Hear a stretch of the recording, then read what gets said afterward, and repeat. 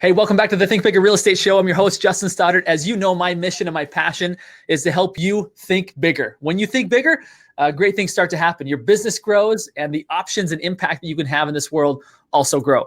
So I'm thrilled today to bring you somebody who's going to solve this problem. Do I keep my secrets close to my chest or do I share them? I want to introduce to you Tony Ray Baker. He's out of Tucson, Arizona. Been a top agent there. He's in his 25th year. And Tony Ray has been working by referral all that time.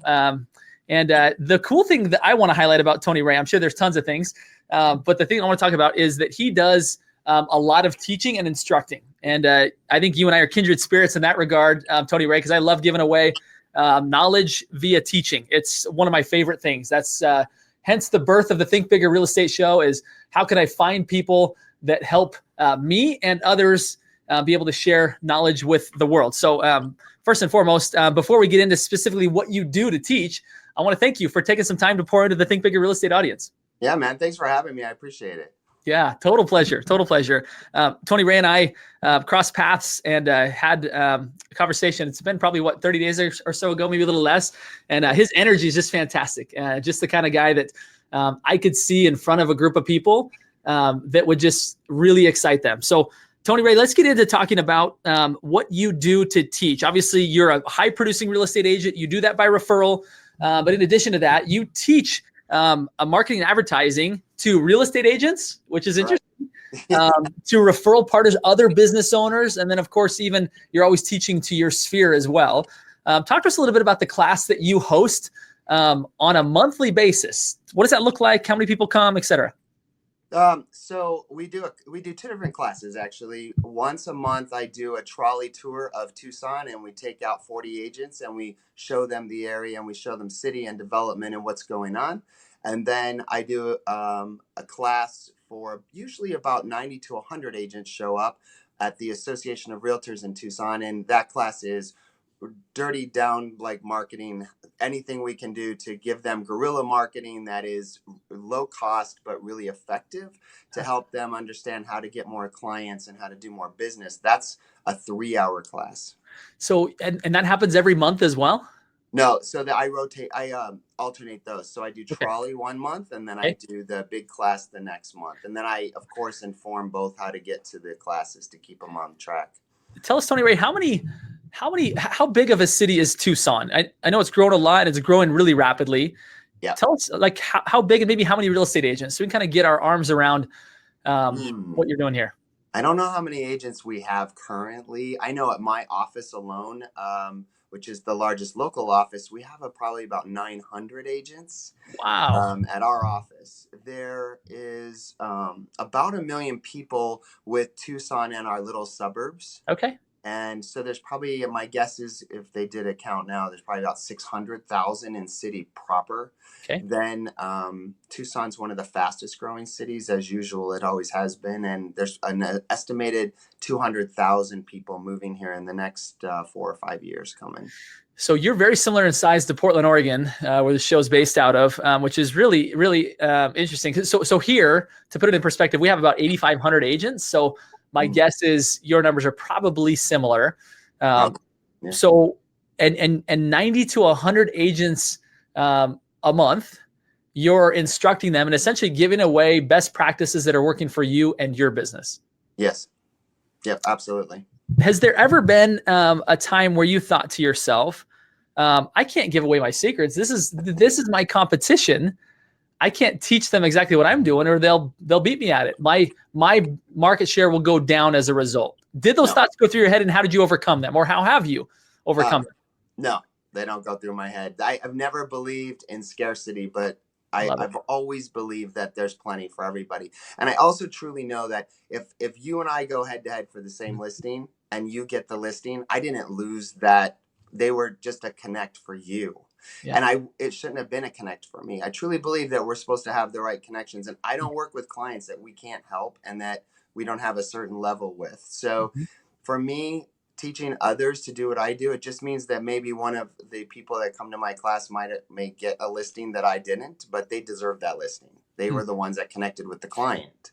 So I don't have that. I never have thought that way. I just believe the payoff for me is not altruistic. Trust me, it is very egoistic.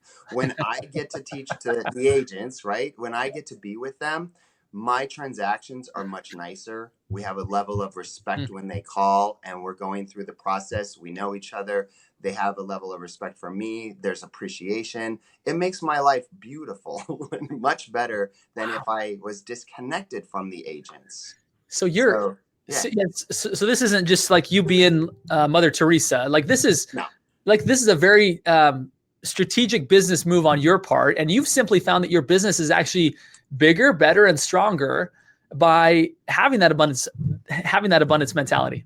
Right. I get to be one closer to the other agents, but Mhm. also stuff comes from that as well. By teaching, I learn. And it's a beautiful thing for me in the room watching people's eyes light up when I'm teaching a subject. And I feed off of that. And then I have more communication around that in my class. And then I learn from them as well. So we all learn together. And I don't ever have a script for what I'm going to teach.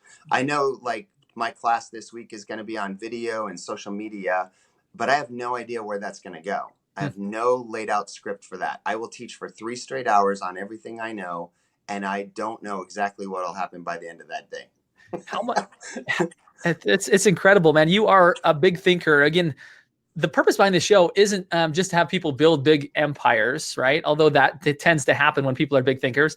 But it's also to have teach people how to have an abundant life. And I so much love what you're doing here, is that just the overall job satisfaction, right? Career satisfaction of having like 90 to 100 people that walk out of your class saying, thank you. Like, I'm a better agent as a result of that. It's just got to be deeply gratifying. That is awesome. I totally agree. It's a beautiful part of it. And understand too that we have that level of respect from those agents also allows me to work Monday through Friday from 7, 8 in the morning till about 5 or 6 at night. I have my evenings free. I don't typically work many weekends ever. And we take 6 vacations a year, and we typically are gone for 60 to 90 days. So I get to live that life because agents respect that we are out of town and that I'm trying to teach them how to do the same thing, which is to have a balance so that, I mean, you can get such burnout in this industry and there's such a rush to be number one. But really, for me, number one is having a great life and having real estate support that. So the first picture I saw of you looked like you were on some exotic beach holding like a giant iguana. And I was like, who is this guy? And yeah. That's part of the message, though, is what you're saying is, like, to be a great real estate agent, you don't have to be a slave to your clients. Like, you don't have to be like around the clock, 24/7, 365 days a year in order to be successful. Absolutely. When you live and breathe this kind of life, what happens is that the clients that you attract are respectful and appreciative, and they're adventurers, and they understand travel, and they want to know where you're going, and they are happy to support you. And that's who we attract in. And the iguana on my head, the photo that you see, attract just those type of people, which I did not do by purpose or intention. And I learned from that photo because it brought me some amazing people. And then I realized I needed to stop doing this picture, which I was doing a lot, the tie guy. And I stopped. So I have a beautiful collection of ties. I stopped wearing my ties. I actually unbuttoned my shirt. And the iguana taught me, hey, you need to be more you, and you'll attract more people like you. And so we put that picture out, and it's been a talking trigger at one for branding, but it's also attracted amazing people to us. So we're very fortunate to have this beautiful clientele. We just had 250 of them at our house about end of March. Oh, man, so, what a good life. What a good life. To hang out with them and party. So it was really cool. Yeah, you're finding your tribe, right? In fact, the episode I did on Friday was all about finding your niche and being really outspoken about who you are and the kind of people you want to be around. I think so often people have this tendency to believe that if I do that, there's not going to be enough. Like that if I narrow my focus, but what you're finding, again, and validating, just like my guest on Friday did, is that no, there are enough people out there. If you can identify like the person that you really want to be and are, and the kind of people you want to be around and be more of that, you attend it, because everybody has either real estate needs or real estate aspirations or real estate goals. Right. And by you putting out who you really are, you attract those people to want to do real estate with you because they're like you. Right. Right. Well, so think about So Facebook did a beautiful job at teaching society about the power of 100, which is the fact that if I attract Joe has probably about 100 friends that are very similar to Joe. So Mhm. if I like working with Joe, I'll most likely like working with Joe's referrals. Okay. So every little tribe that you attract with authenticity, those tribes are going to be more like you. So you're attracting the right tribes, and you can work a lot less and a lot more efficient because you're not tap dancing trying to prove yourself to somebody that's not a connect or a fit. And that's where we get, and I think new realtors, and I did this myself when started, you take anybody just to get a transaction through. Yeah. And as you get to grow your business, hopefully your goal is to grow a referral type business so that you don't have to do that for very long. And I was very dead set on that in my very first year. I was hell bent on having that kind of practice. So it's planning. Now, part of the other group that you're teaching, it is not just real estate agents, but you're also teaching other business owners, right? Yep. So of those 90 to 100 people that come to your class, a lot of them, or a handful of them at least, are just local business owners unrelated to real estate. True? No. No. Okay. Okay. So the realtors come to the association class. I actually teach a class. The city of Tucson gave me a conference room. So I teach the small business owners who want to join us in a class in downtown Got it. Tucson. And what I do is they come in it's the first and third Wednesday of the month. I come in and we just get down on marketing. I mean, what we can do to help make money for them and help bring awareness and bring business to them. What a brilliant idea, right? I'm a big believer that the future of well-paid real estate agents involves being more professional, not less professional, having deeper relationships, and being able to really create deep alliances with other business owners that can refer you and edify you at a high level, so people know your value and recognize the value between you and a tech platform. Correct. I totally agree. Mm-hmm. And I love your strategy of what you're doing of educating the business crowd, because again, that creates credibility and relationships. And I would imagine you're getting referrals from that group. I have. If that's I lost. I lose you, Tony Ray? Yeah, I'm back. Sorry about that. We might have lost Tony Ray here. Yeah, I'm back. Can you hear me? You're back. He's back. Yep. Keep going. I don't know what happened. I tried to disconnect my phone, but it's trying to let people in still. So I don't know why. You're good, buddy. Yeah. So we were talking about business owners that you're teaching. Are you getting inbound referrals from those people? Yes, inbound referrals, yes, and great relationships and connections to different things I do, because I'm on the board of directors for a charity called Pet Partners. So I can connect people through Pet Partners and help that organization, also through events by knowing business owners that need to co-brand. So all kinds of great things come from being out there and helping others. It just keeps coming back full circle in so many ways. I can't even tell you. We had a big event yesterday on $1 million listing. I had local artists at the events. We had Pet Partners and the therapy animals there. We had a wine group there, and we premiered the open house. We invited everybody. We had invited 200 millionaires to come in and see the property and to meet the animals and buy art. And it was just a very fun wine event. And it was a 5-hour thing, and it went great. So, as I look at what you've done, Tony Ray, you've really become a master of events, right? Whether they be events, whether they be tour events, whether they be like house reveal events, like big open houses.